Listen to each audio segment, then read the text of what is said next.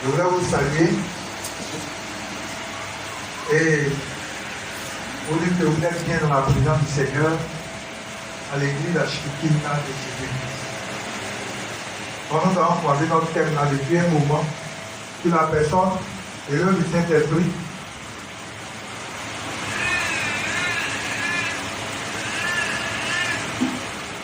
et on avait dit comme ça que le Saint-Esprit fait partie de ce qu'on appelle la Sainte Trinité. Dieu le Père, Dieu le Fils et Dieu le Saint-Esprit.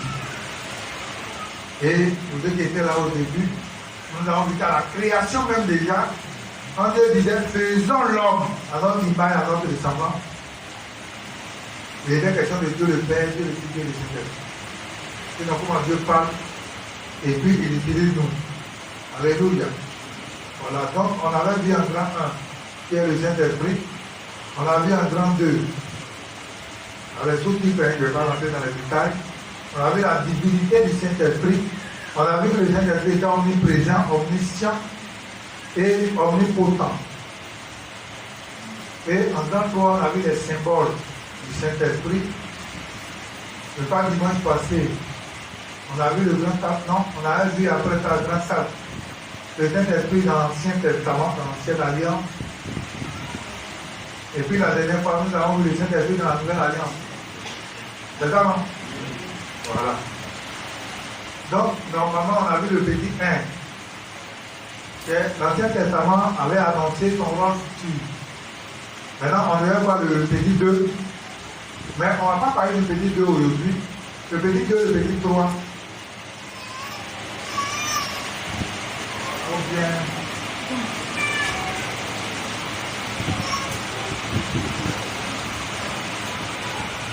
Bon, je vais parler du petit 2, petit 3 à la Pentecôte. Allez, le petit 2, le Saint-Esprit à la Pentecôte. Et puis, comment recevoir le Saint-Esprit? Victoire. Donc, le matin, là, on va voir le grand 4, le petit 4. Le Saint-Esprit peut être attesté. Avec tout, nous allons voir que le Saint-Esprit peut être attesté.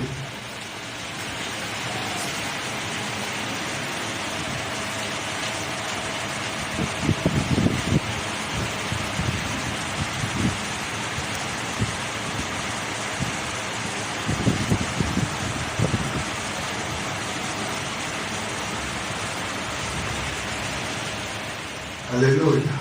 Voilà qu'il y a à l'église enfin là. Donc nous avons vu que dans la nouvelle alliance, on a dit que l'esprit demeure. Dans l'ancienne alliance, on a dit que quand l'esprit est attesté, l'esprit se retire. Mais dans la nouvelle alliance, l'esprit là ne se retire pas, mais l'esprit demeure. Hein? Voilà, mais il demeure, mais il peut être attesté. Alléluia. C'est très important, nous allons voir les passages. Prenons Éphésiens.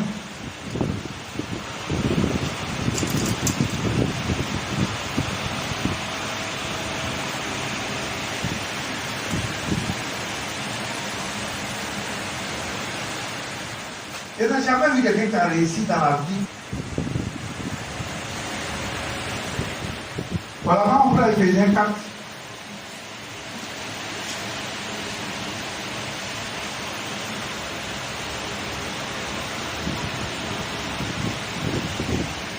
Éphésiens 4, je vais lire le verset 30.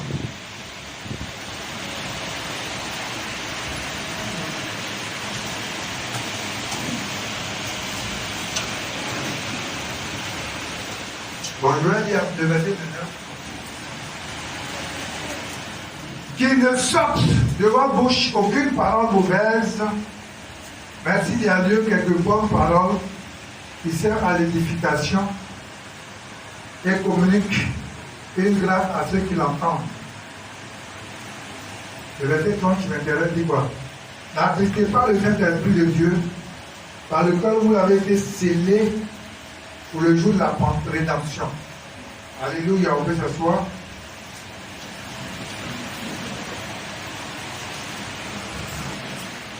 Le signe de l'appartenance à Dieu, c'était quoi?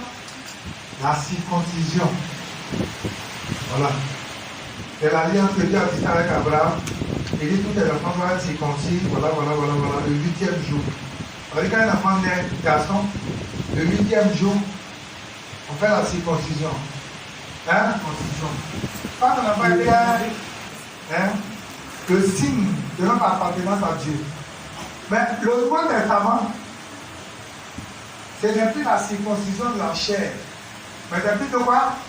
La circoncision du cœur. Si nous commençons au circoncis, là, vous allez voir qu'on n'a même pas les travaux à faire.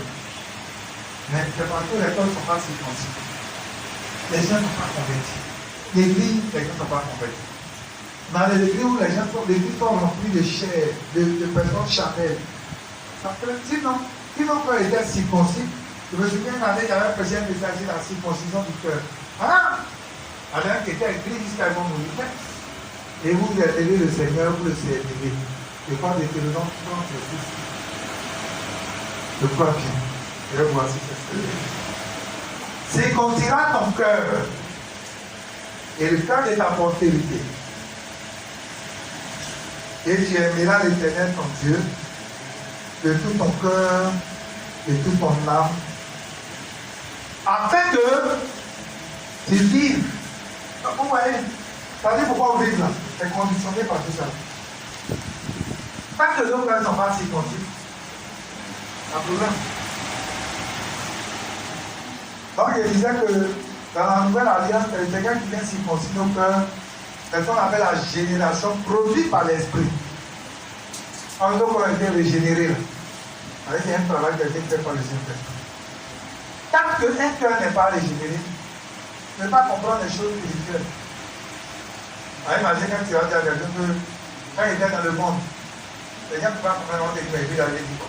Mais dans le monde, on a dit parce que ça, c'est les paroles, c'est les paroles du royaume. Quelqu'un ne peut pas comprendre ça. Alléluia. Voilà, donc, quand Dieu nous fait la grâce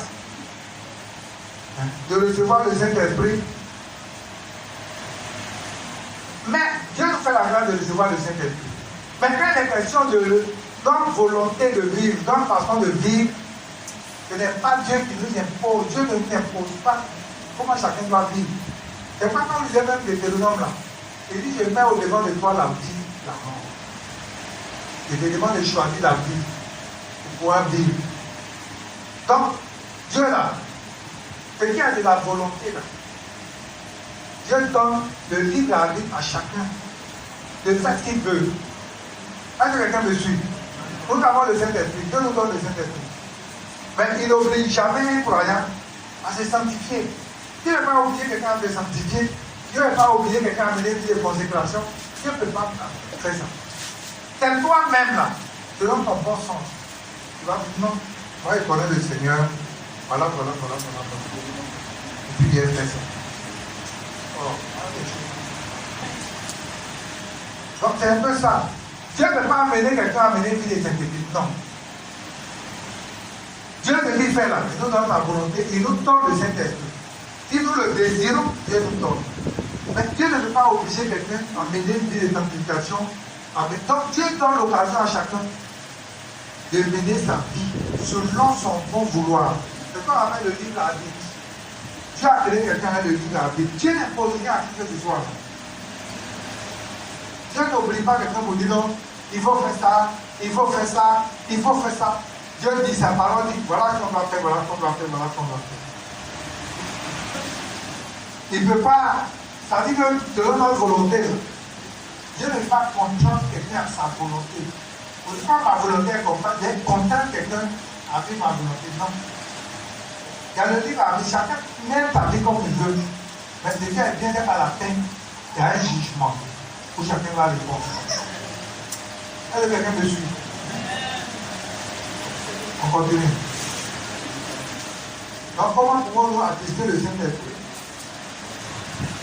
Donc, on a dit que le Saint-Esprit est attesté. Dieu t'a donné le Saint-Esprit. Mais si tu ne vis pas selon la parole de Dieu, tu vas attester le Saint-Esprit. C'est de ça qu'il est question. Alors, on va voir maintenant. Donc, je disais qu'on avait sauté le petit 2 et le petit 3. Donc, on a vu le petit 4 maintenant. On va voir le petit 5. Comment pouvons-nous appliquer l'Esprit de Dieu?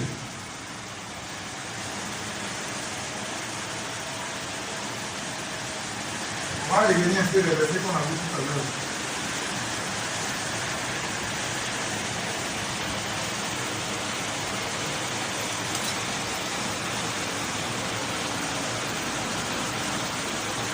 Éphésiens 4.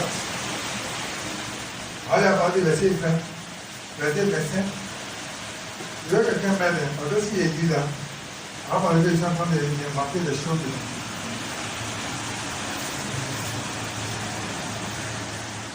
Éphésiens 4, à partir du verset 25. Je lis. Éphésiens 4, à partir de ce verset. C'est pourquoi renoncez au mensonge et que chacun de vous parle selon la vérité à son prochain. Car nous sommes membres les uns des autres. Alléluia. Donc ici, Paul énumère les différents péchés qui peuvent affecter le Saint-Esprit. C'est pas, on ne dit pas que c'est tous les péchés là, dehors de ça, pas au péché. Non, non, non. Écoutez ce qu'on est en train de lire ici. Alors, au verset 26, si vous vous mettez en colère, ne péchez point. Que le soleil ne se couche pas sur votre colère et ne donnez pas accès au diable. Écoutez, la colère. Dieu dit qu'on se met en colère. On ne doit pas se toucher à la colère.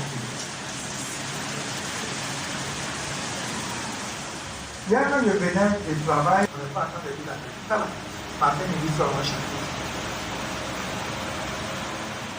Moi, souvent, je suis assis. Éphésiens 4, verset 25.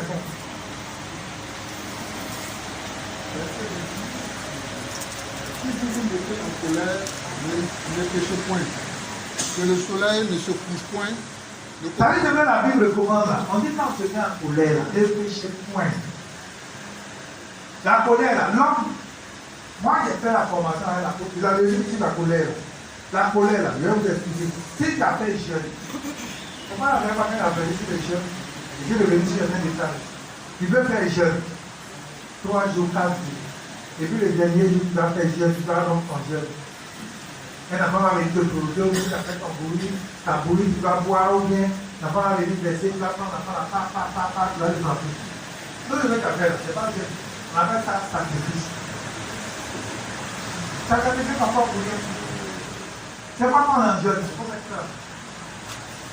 Donc, le temps du temps, on est en colère. On ne va pas se toucher à la colère.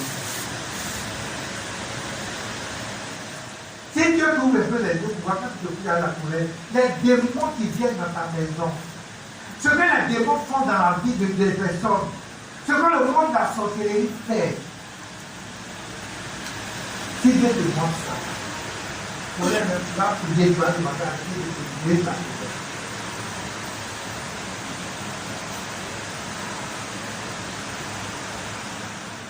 Quand on se met en colère, ça veut dire que de la manière on ouvre les portes de notre maison pour que le monde des ténèbres, parce que quand le monde des ténèbres arrive, le monde de la sorcellerie arrive, c'est pas normal là. Si on a prié, notre maison là, c'est comme une muraille de feu qui entoure notre maison. Et puis on dort paisiblement. On dit dans les ténèbres campent autour de ceux qui les craignent.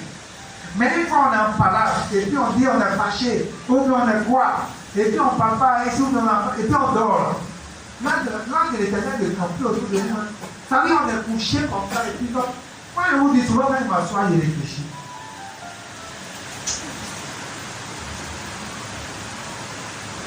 C'est mort. Souvent il y a des choses qu'on lit dans la vie qu'on ne comprend pas. On dit on ne comprend pas, on dit pourquoi on n'a pas fini comme ministère, pourquoi il y a des choses quand il s'assoit, il regarde, et puis quand il dit c'est donc de Dieu, il dit je comprends. Je comprends. Parce que quand il me rend compte que tu vas échouer, moi je me rends compte que les gens vont faire des choses et il va échouer. Mais il ne peut pas accepter l'échec. La colère.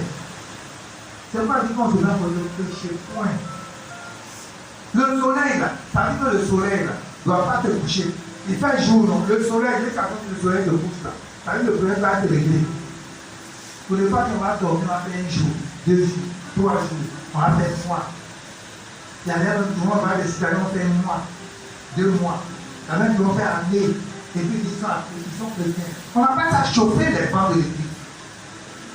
Je vous dis la vérité, si Dieu vous voulez nous les yeux là, demandez, si vous voulez demander au Seigneur, moi-même, est-ce que ma position là, Seigneur, est-ce que dans ta position est cela enlevé, posez la question, et puis dormez. Dieu va te montrer dans les points que tu es resté ici. Et puis tu vas te dire, ah, donc moi-même, il va chauffer les bancs de l'église. À part d'aujourd'hui, le Dieu est dans l'église là. Quand tu vas à la maison, prie, Seigneur, parce que l'homme de Dieu a dit, je veux que tu me montres, est-ce que moi-même là, si l'enlèvement c'est aujourd'hui, est-ce que je suis enlevé? Moi non, moi. Et puis aujourd'hui. Donc, le seul que tu vas faire là, il faut venir me dire. Pour exemple, le Dieu fait vrai là. Il y a plein de sons, il y a un enlèvement, il y a des choses. Et puis Dieu va te dire dans le son quoi tu es resté là. C'est pour ça que tu corriges. Non, ce n'est pas pour te vilipender ou bien quoi, mais c'est pour que tu corriges. Parce que l'objectif qu'on fait atteindre avec le Seigneur là, c'est ça. Notre marche là, chaque jour, il faut qu'on corrige ce qui est à corriger. Et puis on avance. Sinon, ça ne sert à rien de venir à l'église, et puis demain on va dans l'enfer. Moi, il me pose souvent la question. Si on va venir à l'église, pour dire on est à l'église, et puis on va à l'enfer demain, mais pourquoi on est venu à l'église avant? Autant mener une vie du monde, mener sa vie dans le monde comme on peut mener. Quand tout le monde sait que c'est pareil.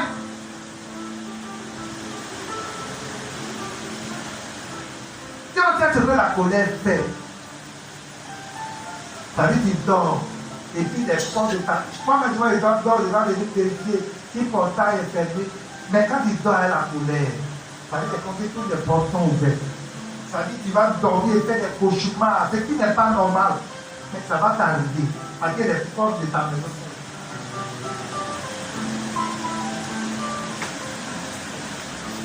Si on peut comprendre ça, si on peut comprendre ces choses, si on peut comprendre ça. Parce que, et puis le problème c'est quoi? Moi je vous donne, je vous parle de bon. On a un collègue qui a décidé qu'on allait faire arriver. Qui pour? Verset 8. Que celui qui dérobait ne dérobe plus. Non, verset 26. Verset 26. Si vous mettez en colère, ne péchez point. Que le soleil ne se couche pas sur votre colère. Au verset 27, et ne donnez pas accès au diable. Ne donnez pas accès au diable. Ça dit dans un sens de même chose là. Toutes les actions qu'on va poser dans la colère là, on donne accès au diable. C'est ça qui est question. Allons-y. Au verset 28, que celui qui dérobait ne dérobe plus, mais plutôt travaille, en faisant de ses mains ce qui est bien, pour avoir de quoi donner à son On dit de rouler la volée.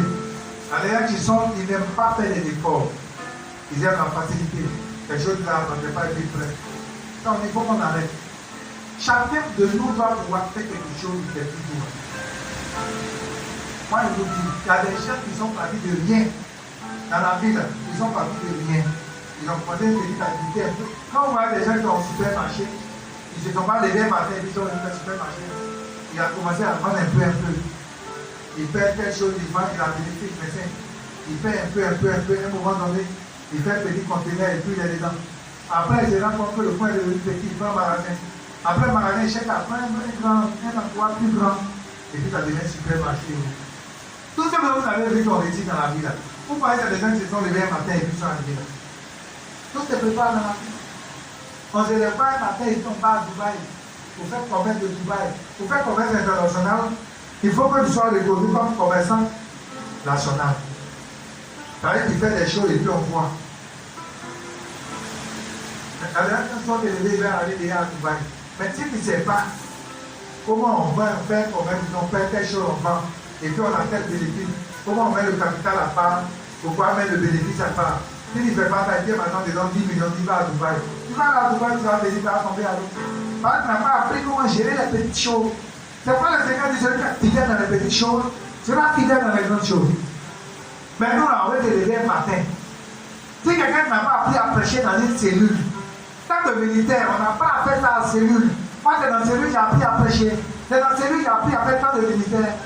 Mais ce n'est pas dans une église un matin, dimanche, et puis on va te dire, il faut venir faire tant de militaire. Et puis tu vas faire. Tout ça, ça s'apprend un peu. Tous les joueurs que vous voyez, les footballeurs professionnels, Les uns sont partis, petit, ils ont joué dans les quartiers. Maracana, petit, poteau. Un peu. Tout le monde fait là. Vous n'allez pas voir quelqu'un qui se lève un matin. Et puis il est au sommet. Tout le monde passe par le temps d'abord avant d'arriver là. Donc c'est le travail. Celui qui vole là, il faut qu'il arrête. Il faut qu'il commence à travailler. Il faut faire de tes mains. Il faut faire quelque chose de tes mains. Vous voyez les 10 doigts qu'on a là. Il y a qui n'ont pas la possibilité d'avoir les 2 mains. Nous avons les 2 mains. Qu'est-ce qu'on fait? Ce n'est pas pour manger seulement les mains qu'on a. C'est pour travailler.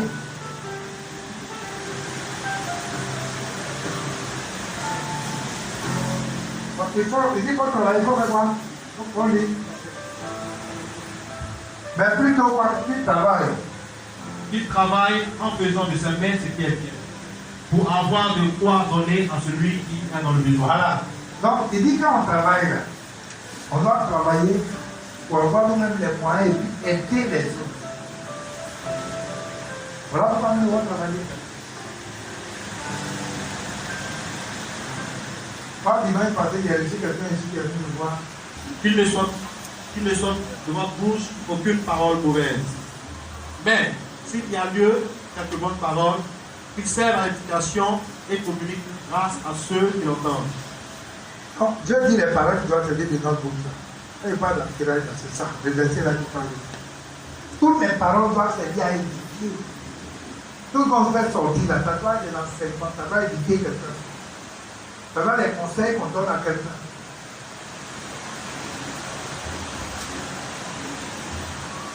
Allons-y. Verset 30. On dit, on va jusqu'à verset 18, c'est long. Verset 30. N'appuie pas le Saint-Esprit de Dieu, à lequel vous avez été scellés pour le jour de la rédemption. Au 31. Que toute amertume. Amertume, voilà, il commence à citer les péchés chapitres de ce chapitre. Amertume. Toute animosité. Animosité, c'est là qu'il y a là-bas. Toute colère. Ah, colère vient ici encore. Toute clameur. Clameur, vous savez qu'on appelle clameur? Clameur, là, il dit quand quelque chose, on se met en groupe et dit on ne veut pas. Tout le monde est tranquille là. C'est ça qu'on appelle clameur.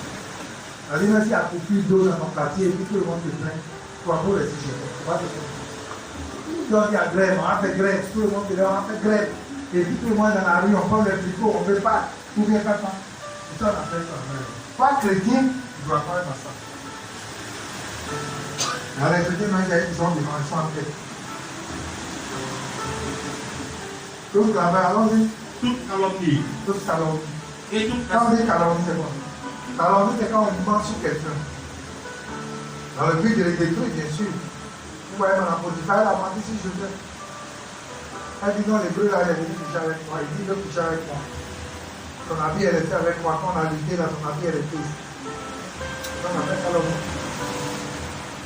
Et toute espèce de méchanceté. Et toute forme de méchanceté. Tout ce que tu fais, et puis toi-même, tu sais que ça là. Ça, c'est méchanceté. C'est ça qui Disparaissent du milieu de vous. Allons-y. Au verset 32. Soyez bons les uns envers les autres. Quand le Seigneur nous demande, soyez bons envers les uns les autres. Compatissants. Quand on dit compatissant, ça veut dire quoi? La compassion, ça veut dire le sentiment qui nous amène à avoir pitié de quelqu'un. Tu vois quelqu'un qui souffre. La Bible dit que Jésus était partout, il avait compassion. Quand il voyait les gens, il avait compassion. Si tu n'as pas compassion de quelqu'un, le Seigneur va te dire de prier pour la personne. Tu ne vas pas prier. Par exemple, tu n'as pas compassion. Mais si tu as compassion, tu vas voir quelqu'un qui souffre, tu vas vouloir l'aider. C'est ça la compassion. Il y a des gens qui sont des cœurs. Leur cœur, la tête méchante, c'est comme moi qui est dedans. Tu n'as pas compassion de lui. Quand c'est comme ça, tu vas réussir.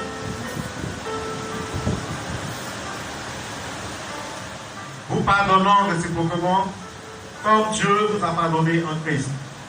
Pardon. Voilà aussi quelque chose qui parle. Il y a des gens qui parlent de pardon. Non, si il y a pardon, la parole de chose. Voilà, les gens qui ont dit carrément, si je veux pardon, on n'a qu'à parler de choses. Ça, je ne veux pas pardonner, parlons de choses. Et puis tu viens à l'église, tu fais quoi? Quand les gars à la maison, tu as d'aller en enfer demain, mais tu vas dire qu'il vient à l'église, tu vas venir chauffer les bancs. Si on ne peut pas pardonner, je dirais dire, si vous pardonnez avec vous pensez, votre Père céleste vous pardonnera. Mais il dit si vous ne pardonnez pas là, qu'est-ce qui va se passer? Votre Père ne vous pardonnera pas. Donc le manque de pardon là, c'est un péché capital spirituel. Le manque de pardon.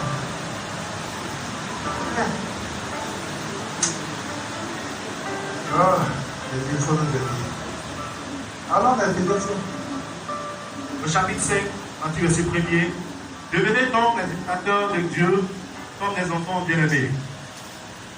Et marchez dans la charité, en exemple du Christ, qui nous a aimés et qui s'est livré lui-même à Dieu pour nous offrir une offrande. Donc, quand que le pardon devant ici, il dit quoi? Vivez comment dans la charité, l'amour. Il va échanger ici tous les jours. Allons-y. Au verset 3, l'impudicité, aucune espèce d'impunité, et que la cupidité ne soit. Ouais, tout ça, la personne, j'en ai hésité encore ici. Impudicité, impurité. Et puis quoi? Cupidité. Cupidité, quand on dit cupidité, c'est l'amour de l'argent. On a qui aime l'argent. Il ne faut pas jouer avec l'argent, ils vont te tuer vite même. Ne soit même nommé parmi vous. Ainsi qu'il convient à des saints. On n'entend ni parole déshonnête, ni propos insensés. Voilà, c'est ça l'appel, voilà, plaisanterie là, c'est ça. Appellage là, c'est ça. On appelle par exemple déshonnête, propos insensés. Quand on dit insensé, ça veut dire qu'ils n'ont pas de sens. Ils n'ont pas issu de la sagesse. Plaisanterie. Ni plaisanterie. Choses qui sont contraires à la bienséance. Les choses qui sont contraires à la bienséance, les choses, on ne va pas les entendre oublier. Oui? On n'entend plus trop de nations de grâce. Dieu nous demande des relations de grâce. On va rendre grâce à Dieu. C'est toujours fait. Au verset 5, car, sachez-le bien, aucun impudique, ou impur, ou cupide, c'est-à-dire idolâtre, n'a d'héritage dans le royaume. Quand il signe ça, il dit, tous ceux qui pratiquent ces choses, ils ont droit au ciel. Allons-y. Et le Dieu. Au verset 6, que personne ne vous séduise par de vains discours. Je parlais matin à un qui vient, non, le temps de la vie est passé, ceci. Quand je vois à les chrétiens qui sont, comment on appelle, avares. Ils viennent prêcher un message, on vient faire offrande tout de suite. Avec la vie qu'on doit tout payer. Mais on dit, peut-être que on appelle, il dit quoi? Que personne ne vous séduit par des discours. Ça veut dire des discours qui n'ont aucun fondement. Car c'est à cause de ces choses que la colère de Dieu vient sur le Fils de la rébellion. La colère de Dieu la Au verset 7, n'ayez donc aucune part avec eux. Autrefois vous étiez ténèbres, et maintenant vous êtes lumière dans le Seigneur. Marchez comme des enfants de lumière, car le fruit de la lumière consiste en toutes sortes de bonté, de justice et de vérité. Verset 10. Examinez ce qui est agréable au Seigneur et ne prenez point part aux œuvres insidieuses des ténèbres, mais plutôt condamnez-les. Verset 12. Car il est honteux de dire qu'ils font en secret. Mais tout ce qui est condamné est manifesté par la lumière. Car tout ce qui est manifesté est lumière. Verset 14. C'est pour cela qu'il est dit, réveille-toi, toi qui dors. Relève-toi entre les morts, et Christ t'éclairera. Verset 15. Prenez donc garde de vous conduire avec circonspection. Et donc, le verset 18. Verset 18. Ne vous délivrez pas de vin, c'est de la débauche. Soyez au contraire de l'esprit. Verset 19. Verset 19. Entretenez-vous par des psaumes, des hymnes et des cantiques spirituels, chantant et célébrant de tout vos cœurs les louanges du Seigneur. Alléluia. Donc vous voyez ici, d'abord pour énumérer les péchés qui peuvent assister l'esprit de Dieu. Ce n'est pas tous les péchés. Il y a beaucoup de choses, ce qu'on voit comme péché, tout ça là, empêche l'esprit de Dieu. Il y a beaucoup de choses qu'il a citées. Je vais les commenter au fur et à mesure. Donc, je ne vais pas m'attarder dessus. Donc j'ai dit la dernière fois que Dieu habite dans nos cœurs. Pourquoi la Bible dit que notre corps est le temple du Saint-Esprit. Voilà. Donc nous ne devons pas accuser l'Esprit de Dieu. Il avait tous eu ce fond dans les esprits, grâce de tous. Donc nous devons faire l'effort.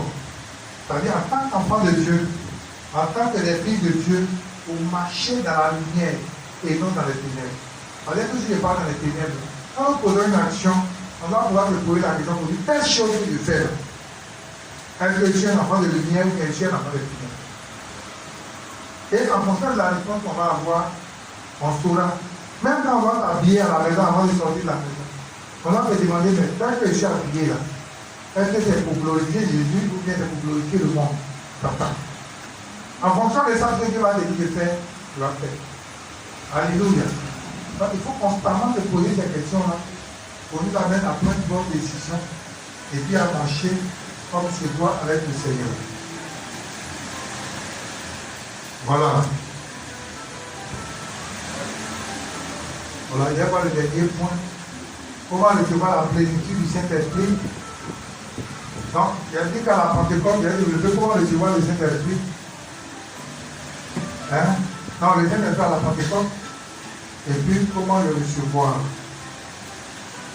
Le Saint-Esprit à la Pentecôte, et puis comment le recevoir? Maintenant, quand on a reçu là, comment faire pour avoir la plénitude? Voilà, Jean 4, si vous lisez Jean 4, verset 1 à 14, prenez note. Vous allez lire après.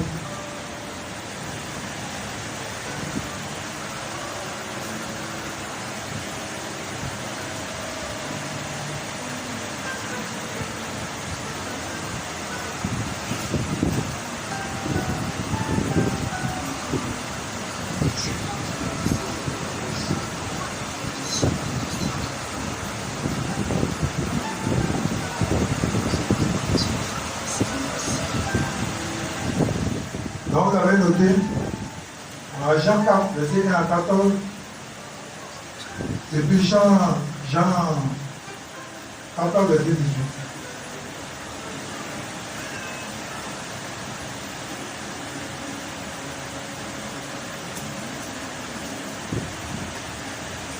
Jean 14, verset 18 dit, ne vous laissez pas orphelins, je viendrai à vous. Quand nous lisons Jean 4, vous allez voir l'histoire de Jésus et la femme samaritaine. Hein? Voilà. Vous lisez ce passage, vous allez voir. Donc, c'est entretien là. Donc, Jésus est la source d'eau vive.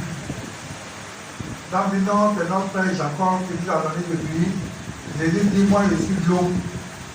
C'est cette eau là, si tu vois, tu la plus forte. Quand il fait ce passage, chaque fois il entre Jésus, la source d'eau vive. La source d'eau intéressante, la source d'eau vive. Tu peux donner le terme que tu veux. Maintenant, nous allons lire Zacharie 10, verset 1, et puis il a expliqué les différentes phases, c'est-à-dire les différentes dimensions du Saint-Esprit.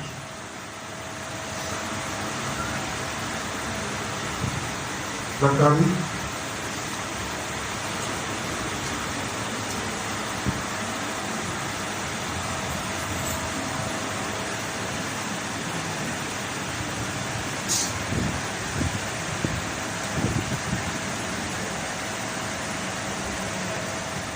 Zacharie, c'est avant Malachie. Là, c'est Zacharie dans le Nouveau Testament. Avant Malachie. Sophonie, Zacharie, Malachie. Zacharie 10. Verset 1. Demandez à l'Éternel la pluie du printemps. L'Éternel produira des éclairs et vous enverra une abondante pluie.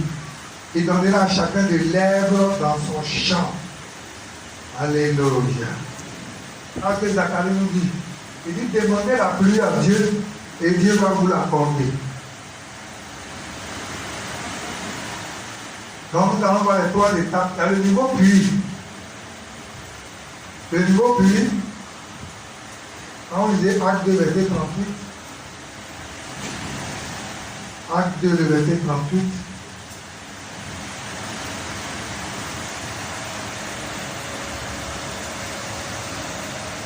Le Seigneur nous dit ceci. Pierre leur dit, répandez-vous et que chacun de vous soit baptisé au nom de Jésus-Christ pour le pardon de vos péchés et vous recevez le don du Saint-Esprit. Alléluia.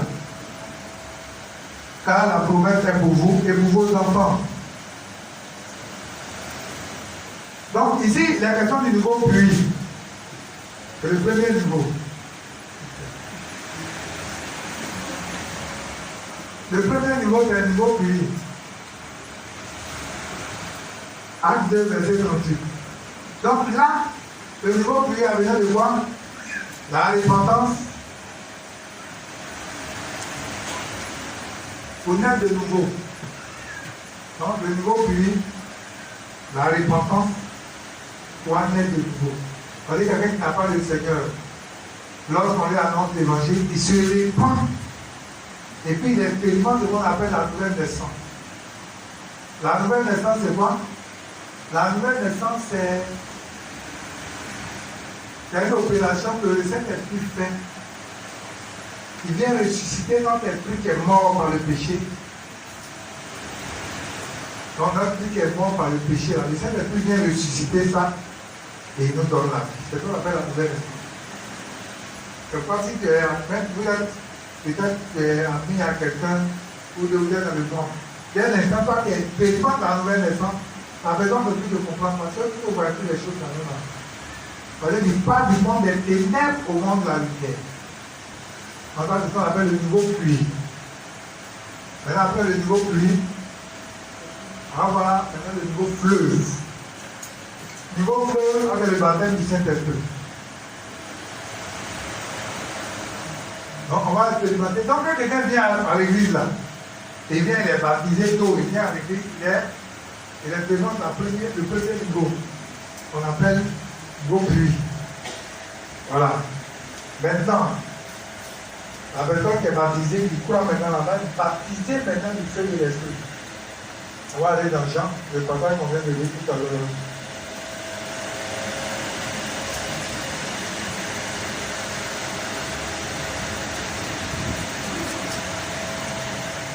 Jean 7. Donc tout à l'heure, il y a dit Jean 4, c'est Jean 7. Où il parle de la rencontre avec la femme samaritaine, c'est Jean 7.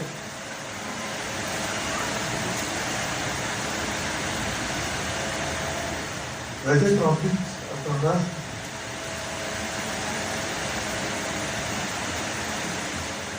Verset 38 dit, celui qui croit en moi, les fleuves d'eau vive couleront en son sein, comme dit l'Écriture.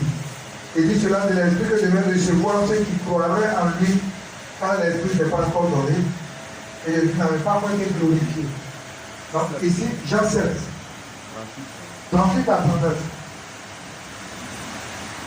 Jean 7.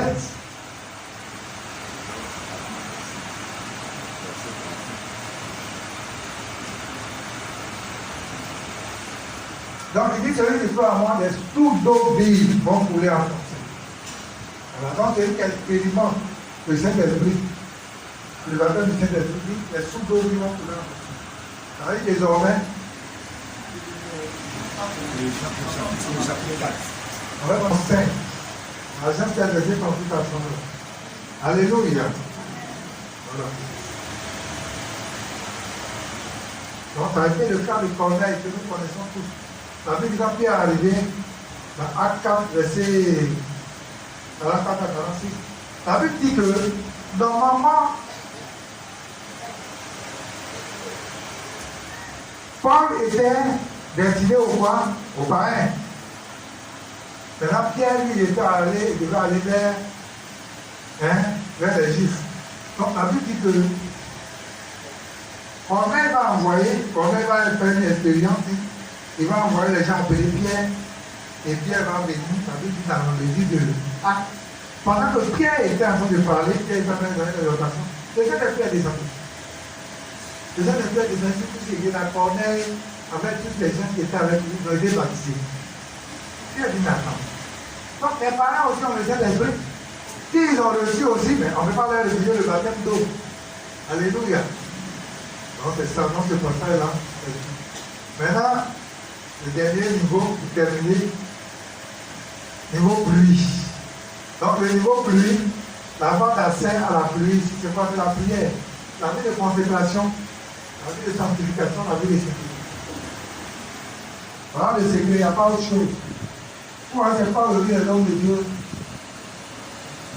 Les hommes de Dieu ne veulent pas payer le prix de la consécration. Les hommes de Dieu ne veulent pas payer le prix de la sanctification et de la vie de sainteté. Donc, vous voyez, les gens sont obligés d'aller faire des pactes. Ils sont obligés d'aller prendre des feux étrangers. Sinon, l'onction là, qui donne l'onction? Sinon, marchons dans la vérité. Voilà, donc c'est ça qui est question. Donc, voici les trois niveaux. Niveau pluie, niveau fleuve, niveau pluie, niveau fleuve et niveau pluie. Donc, ça, c'est l'abondance. Quand on parle de pluie, c'est l'abondance. Donc, ça veut dire quand on rencontre dans cette dimension-là, avec le Seigneur, c'est une dimension vraiment extraordinaire. Voilà, où le Seigneur fait des choses extraordinaires. Mais c'est la prière. Quand vous lisez les hommes de Dieu comme les Wesley, il y a un homme de Dieu, on a oublié son nom. Alors, c'est des gens qui avaient des vies de prière. Le gars peut s'enfermer, prier toute la journée, ils ne sortent pas. Toute la journée, il attend de prier. Toute la journée. De 6h, il fait attendre de prier jusqu'à 18h. Ça veut dire qu'au lieu de parler avec quelqu'un, il n'arrête pas de rencontrer avec quelqu'un, il est seul. Il attend de prier toute la journée. Voilà, quand les gens ont expérimenté cette dimension de l'onction-là, et veut dire qu'en te disposant, c'est un grâce que Dieu accorde à tout le monde. Alléluia. Voilà, ce qui a dit avec le Seigneur, ce n'est pas une histoire d'argent, et l'argent doit aller payer, ou bien je suis bon, on va me donner, ou bien non, non. Donc voilà ce que je voulais partager ce matin-là avec vous. Bon, vraiment, prochainement, on va parler des dons. Je vous ai dit que je vais prêcher sur les dons spirituels. Voilà, donc la dernière fois, j'avais posé une question, Jésus a été baptisé, non. Jésus n'a pas été baptisé, il a été rempli du Saint-Esprit. Dans Luc 1, verset 1, il a été revêtu du Saint-Esprit. Luc 4, verset 14, et la Bible dit quoi? Que Jésus m'a revêtu du Saint-Esprit dans Luc 4, verset 18. Il a été loin du Saint-Esprit. Luc 4, verset 18. Voilà. Non? À partir du dimanche prochain, oui. On va parler des dons. Vous avez le contact avec les dons de puissance, les dons d'opérer des miracles, les dons de foi, des guérisons. On va parler des autres dons. Je veux que vous compreniez comment les dons se manifestent. Je vous ai pu dire que le don là comme ça, donc la parole de connaissance. Ça va. C'est ça, ces dons là. Quand tu vas rentrer, tu vas aller dans l'église à quelqu'un, il va arriver chez quelqu'un et lui faire mal à la cheville. Ça veut dire qu'il est en train de te dire que pour te revenir dans la cour, quelqu'un a mal à la cheville. C'est pour ça que ces dons-là se manifestent. La plupart du temps, ces dons-là pas avec le don des guérisons. Donc quand Dieu t'a montré, tu dois prier. Mais si tu n'es pas enseigné, tu dois penser des femmes même qui ont mal au pied. Donc en fait, c'est un message de Dieu qui donne. Donc c'est important que vous compreniez ces choses. Donc la parole de sagesse, moi je donne ce qu'on appelle don solution. Quand on est ici, la porte est fermée, on ne sait pas comment faire pour sortir. Et puis Dieu peut te donner un message qui dit non, fais pas comme ça. Quand tu fais d'être en sauve. C'est ce qu'on appelle le don de la parole de sagesse. Le serment de l'esprit, ce n'est pas qui vous permet de chasser les démons. Parce qu'un démon, tu es en train de chasser, quelqu'un est devant toi. Et puis la personne est tourmentée, soit par un esprit de sorcellerie. Si tu n'as pas discerné, tu vas prier pour d'autres choses. Tu vas passer du temps ici pour faire la délivrance. Pourtant, si tu as le discernement, que la personne trouve de telles choses, c'est que tu vas évoquer le nom, tu vas dire le nom de l'esprit. L'esprit va obéir tout à ses.